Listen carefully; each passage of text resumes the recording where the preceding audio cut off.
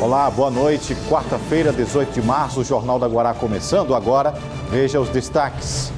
E a gente começa com a informação do hospital particular na capital. Monitora 2 casos suspeitos do novo coronavírus. Resultado dos testes podem sair a qualquer momento. E você vai ver também. O comércio de São Luís já começa a sentir o impacto da possível chegada do vírus. O isolamento social tem afastado o consumidor dos serviços do comércio e bancos. Nos shoppings, há alteração em todos os horários de funcionamento. Mesmo com um tempo menor, as unidades dispõem de limpeza e álcool em gel a clientes. E ainda, o governo do estado sinaliza mais centros de testagem para a capital maranhense. Tudo isso e muito mais agora, no Jornal da Guará.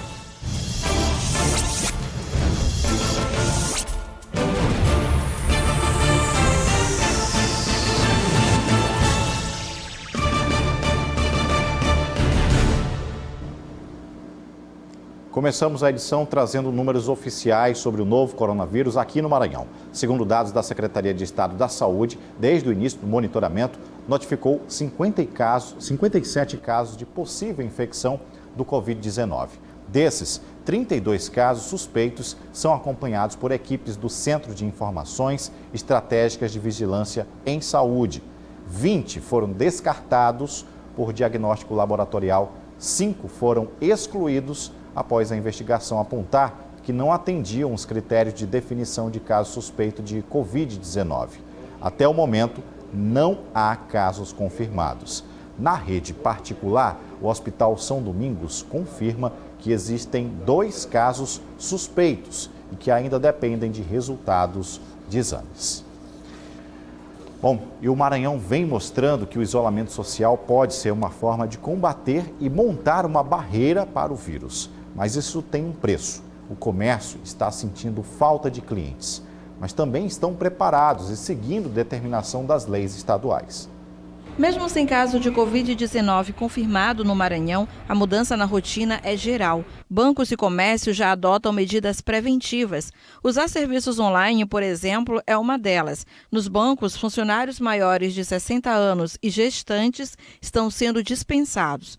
A partir de negociação entre bancos e empregados, foram tomadas algumas medidas emergenciais, como a liberação de funcionários acima de 60 anos, gestantes, diabéticos, hipertensos, além também de menores aprendizes e estagiários. Nós acreditamos que essas medidas são insuficientes, já que os bancos são locais de grande aglomeração de pessoas. A Federação Brasileira de Bancos só se pronunciou através de nota. Entidades que controlam o comércio no Maranhão também. Em São Luís, a Câmara de Dirigentes Lojistas orienta em nota que seja disponibilizado álcool em gel tanto para funcionários quanto para clientes, além da higienização dos ambientes com álcool 70%. Outra orientação diz respeito ao atendimento, que seja priorizado atendimentos e comunicação digitais, mas nos casos de atendimento presencial, que seja obedecido o distanciamento de até 1 metro entre as pessoas. O objetivo dessas ações preventivas é que as atividades comerciais não sejam interrompidas. Já a Confederação Nacional do Comércio e Fecomércio, além do uso de álcool em gel antes e depois do atendimento ao cliente, dão outras orientações, como a atenção à rotatividade dos estoques, renegociação de prazos com fornecedores, cortes de despesas consideradas supérfluas, redução da jornada de trabalho, caso seja necessário. Com a pandemia causada pelo coronavírus, a ordem é evitar aglomerações. Nos shoppings da cidade, a cena de corredores vazios, pouco movimento. Nosso repórter Jairo Martins esteve em locais aqui da cidade e o que foi constatado é que esses locais estão higienizados e com álcool em gel disponível aos clientes. Mesmo assim, alguns empreendimentos já comunicaram alteração no horário de funcionamento. Um dos lugares escolhidos para a gente fazer essa visitação é exatamente o São Luís Shopping, onde a gente percebe que tem pouca gente circulando pelos corredores. A gente percebe que há uma preocupação com a limpeza dos banheiros. Tem gente trabalhando aqui dos dois lados. Vamos ver aqui se tem álcool gel. Pouco, mas tem. A praça de alimentação está praticamente vazia. E também há uma preocupação com a limpeza dos espaços. A gente percebe que há profissionais aqui trabalhando com a organização e limpeza. Na parte externa, no estacionamento, a gente sabe que é uma dificuldade muito grande estacionar, mas hoje, devido à diminuição na movimentação, várias vagas estão disponíveis aqui nesse parquinho, onde sempre tem muita criança brincando. A gente só consegue ver ali um garotinho passando em mais um corredor praticamente vazio. E a gente percebe que há uma preocupação muito grande com a limpeza dos espaços. Tem um profissional trabalhando ali. O nosso segundo ponto de visitação é exatamente o Shopping Rio Anil. A gente percebe também que a movimentação é menor do que o normal. A gente percebe as equipes de limpeza também trabalhando por aqui. A movimentação é essa, bem reduzida. No banheiro a gente não percebe a presença de uma equipe de limpeza, mas em compensação, álcool gel também está disponível para quem está vindo ao shopping. Nas pias também tem sabão, água. Na praça de alimentação, horário próximo ao almoço, sempre costuma ter muita gente. E hoje também por aqui está praticamente vazia. Preocupação também com a limpeza interna dos estabelecimentos. Na parte externa também é possível perceber que há muitas vagas de estacionamento disponíveis. Bem, amanhã a Secretaria Municipal de Saúde de São Luís vai divulgar números atualizados sobre a situação do vírus H1N1. Até a última atualização, são 25 casos confirmados e 7 mortes, de acordo com a SEMURS. O governador do Maranhão, em reunião com diretores de hospitais e de UPAs, destacou que o estado terá mais um centro de testagem. Ou seja, agora teremos 2 centros e vai funcionar no prédio do Viva, na Beira-Mar. A repórter Bel Soares tem as informações. O governador Flávio Dino anunciou ontem a criação de mais um centro de testagem para o Covid-19, que deve funcionar aqui no Viva Beira-Mar, em área isolada. O anúncio foi feito durante uma reunião com diretores das UPAs de São Luís e também dos hospitais macro-regionais do estado. Inclusive, nesses hospitais, deve funcionar também locais de coleta. Em São Luís, já funciona um centro de testagem que fica na Policlínica Diamante. O secretário estadual de Saúde divulgou também que nos próximos dias deve começar a checagem de passageiros, tanto no aeroporto quanto na rodoviária de São Luís. Só lembrando que até o momento o Maranhão não registra nenhum caso de Covid-19. Bel Soares para o Jornal da Guará. No próximo bloco, vamos continuar falando sobre o Covid-19 e a repercussão no meio político. É um instante só.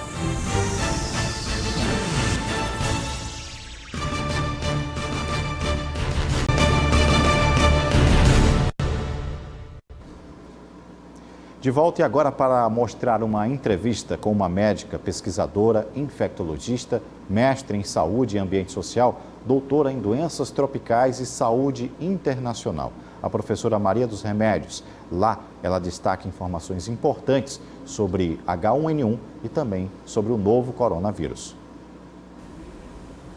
A pandemia do novo coronavírus tem assustado o mundo e aqui no Maranhão não é diferente. Sobre esse assunto, eu converso agora com a doutora Maria dos Remédios Freitas Carvalho Branco. Doutora, a gente sabe que o coronavírus tem causado esse pânico no mundo inteiro. E aqui no Maranhão, a gente também, além do coronavírus, vive o medo aí do H1N1 com mortes confirmadas, né? Isso, então o H1N1 normalmente ele faz parte da chamada gripe sazonal, né, que acontece todos os anos, especialmente nos meses mais frios, que no nosso caso aqui são os meses em que há chuvas, né? Então, por conta disso é que existe a vacinação todo ano, né, porque esse vírus ele sofre mutações, né, e aí ele tem a possibilidade de causar epidemias. E a gente sabe que especificamente o H1N1 é um vírus que ele complica em determinados grupos, né, como crianças, menores de 2 anos, idosos, pessoas que têm doenças de base, doenças crônicas. Então, isso chama a atenção da importância de se vacinar, né? A vacinação já vai começar na próxima semana.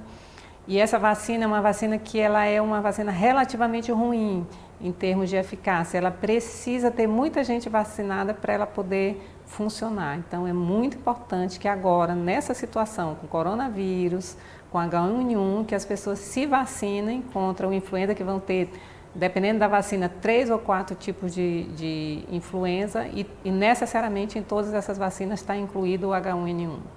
O grande perigo acerca do coronavírus é a questão da alta letalidade entre pessoas idosas e também a questão da alta transmissibilidade. É essa a preocupação principal? A transmissibilidade ela é uma preocupação assim, no sentido que todo mundo é suscetível. É um vírus novo, então ninguém teve em contato, todo mundo teoricamente pode pegar. 80% dos casos são leves a moderados, mais 20%, então isso é um percentual relativamente alto, e são casos considerados graves ou críticos. E esses casos graves ou críticos, eles precisam de internação hospitalar, internação com suporte de UTI, com suporte de ventilação. 25% desses precisam mesmo do respirador, 75% pode ficar com suporte de oxigênio, né, que é inferior a um ventilador. Então imagina isso, você atendendo milhares de casos, de repente dentro do hospital, precisando de UTI, de ventilador para esse paciente. É impossível, é o que está acontecendo na Itália. As pessoas estão morrendo por falta de condições de atendê-la e os médicos estão definindo que quem tem mais de 80 anos morre, né, não vai ser colocado no ventilador. Então isso é um dos piores mundos. Então tudo tem que ser feito para que a gente não chegue nesse estágio aí que a Itália chegou. Doutora, a gente não quer aumentar esse pânico, né? Mas assim, há a possibilidade desses números confirmados serem bem maiores, tendo em vista que nem todo mundo que apresenta os sintomas consegue ser testado, né? Pela dificuldade que hoje o Ministério da Saúde ainda apresenta com relação à testagem. Pode ser maior? Com certeza, é muito maior. Até há 2 dias atrás, o município de São Luís tinha 190 casos da chamada síndrome respiratória aguda grave em investigação, ou seja, sem o resultado ainda dos exames. Então, com certeza, a gente tem muito mais casos de H1N1 e é muito provável que o coronavírus já esteja circulando aqui. Os exames estão demorando muito, os exames não são feitos aqui, são feitos num laboratório de referência nacional, no caso Evandro Chagas em Belém, e está demorando muito e a tendência é cada vez piorar mais, porque quanto mais demanda esses laboratórios tiverem de exame, menos eles vão dar resultado. E o outro problema é que o governo brasileiro, ele não optou em produzir esses kits, né? Então, a gente, no momento, não tem kit, o Brasil não tem kit e nem vai ter em curto prazo, né? E você viu que a Organização Mundial de Saúde condenou isso, né? Nesse momento, era importante você saber realmente onde é que está o vírus circulando. Então, são coisas assim que o governo precisa dar respostas rápidas, né? E tem saída. A gente tem como, no Brasil, produzir esses kits desde que haja decisão política de produzir. Você falou também da questão da vacinação, da importância dela. O governo federal, inclusive, já falou em adiantar a campanha de vacinação, né? Por que é importante garantir a imunização? Porque nesse momento, se você tem um sintoma respiratório, pode ser um resfriado comum, pode ser qualquer outro vírus respiratório, pode ser H1N1, pode ser coronavírus. Então, quanto menos pessoas estiverem com sintoma respiratório, melhor. Então, é muito importante que seja feita a vacinação. No caso aqui do Maranhão, já foi autorizado para, nessa primeira etapa, vacinar as crianças, né, porque elas só seriam vacinadas em maio. Então, quanto menos pessoas estiverem doentes, quanto menos pessoas procurarem o serviço de saúde, você conhece a realidade do nosso serviço de saúde, ele já é precário, sem coronavírus, e sem H1N1. Então, imagina se você tem várias epidemias acontecendo ao mesmo tempo. Você esgota o serviço de saúde e aqueles pacientes que precisariam mesmo, no caso do coronavírus, o caso grave, ele vai ter um atendimento demorado e pode isso contribuir para que ele morra. Doutora, obrigado pela sua entrevista. Jairo Martins, de volta ao estúdio. Olha, no campo da esfera nacional, o governo federal fez o pedido ao parlamento para reconhecer o estado de calamidade pública por conta da ameaça do novo coronavírus. A proposta é que a União aumente os gastos públicos e não cumprir a meta fiscal prevista para este ano, que é de déficit de 124 bilhões de reais. Nas duas casas, Senado e Câmara, a exigência para a aprovação da maioria simples, portanto, Se aprovado, será promulgado por Davi Alcolumbre, que além de presidente do Senado, também preside o Congresso Nacional. Bem, e o setor de agências de viagens e empresas aéreas, bem como tantas outras, estão enfrentando a situação do novo coronavírus de forma diferente.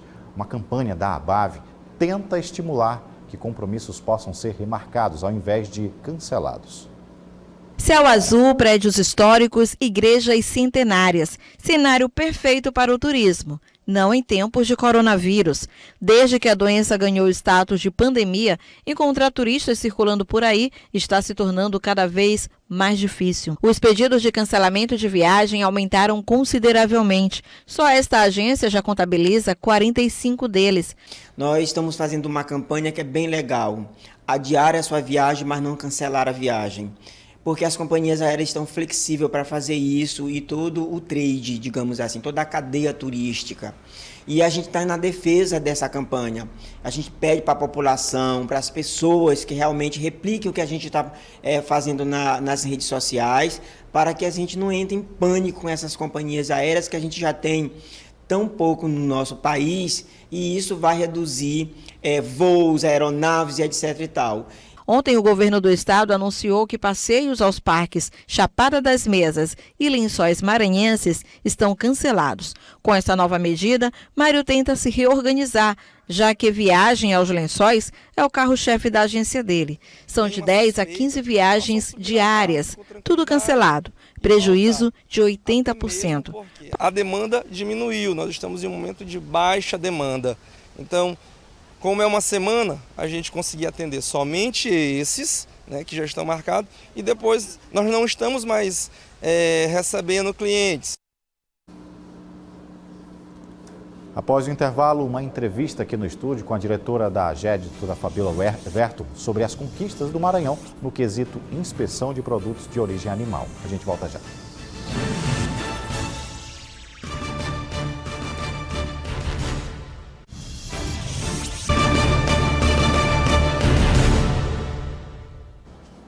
O Jornal da Guará de volta e trata agora sobre uma conquista ao povo maranhense. O Estado recebeu o certificado de equivalência ao Sistema Brasileiro de Inspeção de Produtos em Origem Animal. Para detalhar esse assunto, eu converso agora com a diretora-geral, Fabíola Verto, da AGED Maranhão. Muito boa noite, obrigado por estar aqui conosco. Essa significância desse selo para o Estado do Maranhão, que importância tem? Boa noite, Hugo. É um prazer estar aqui. É uma grande conquista do Maranhão, né? Em tempos tão difíceis, de tantas dificuldades e notícias ruins, essa conquista significa que o Serviço de Inspeção Estadual hoje tem o mesmo valor do Serviço de Inspeção Federal. Então, o nosso selo, que é dado pela Agência Estadual de Defesa Agropecuária, a AGED, ele pode ter o valor nacional. Então, a indústria que tem o selo de inspeção estadual, o CIA, ela pode obter o CISB e com isso comercializar em todo o território nacional. Então é uma grande oportunidade aí para as indústrias maranhenses. Isso agiliza o processo, desburocratiza tantas necessidades para se iniciar um negócio. Isso de uma certa forma é um avanço para o setor local.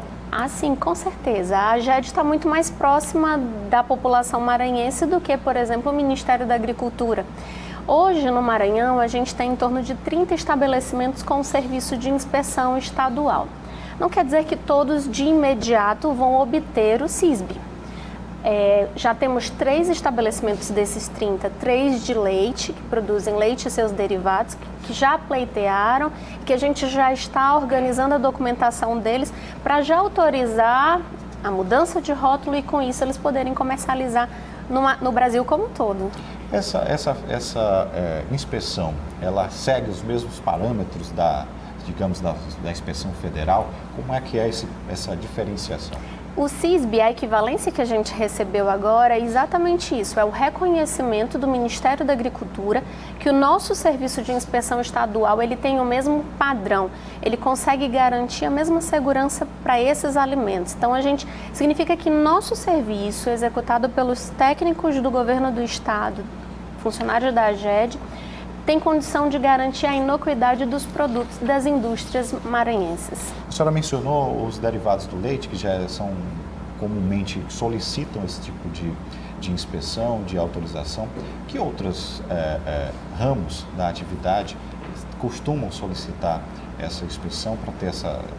Desses 30 estabelecimentos que hoje estão registrados na AGED, 20 são de gênero de leite e seus derivados. Nós temos 6 abatedouros de carne e tem mais 3 em processo de registro. Temos também indústrias de beneficiamento, que é de fatiamento de queijo e presunto, e indústria de mel. A gente teve no final do ano uma indústria de mel da agricultura familiar registrada. Então são produtos de origem animal como um todo. Então a gente tem uma filetagem de pescados em processo de registro. Então a indústria maranhense está crescendo. Claro. E o desafio do governador para a AGED foi a gente crescer também, dar condição para que a indústria brasileira ganhe o mercado nacional. E é exatamente isso que nós estamos fazendo. Esse desafio foi superado com capacitação para esses servidores da AGED? Sim.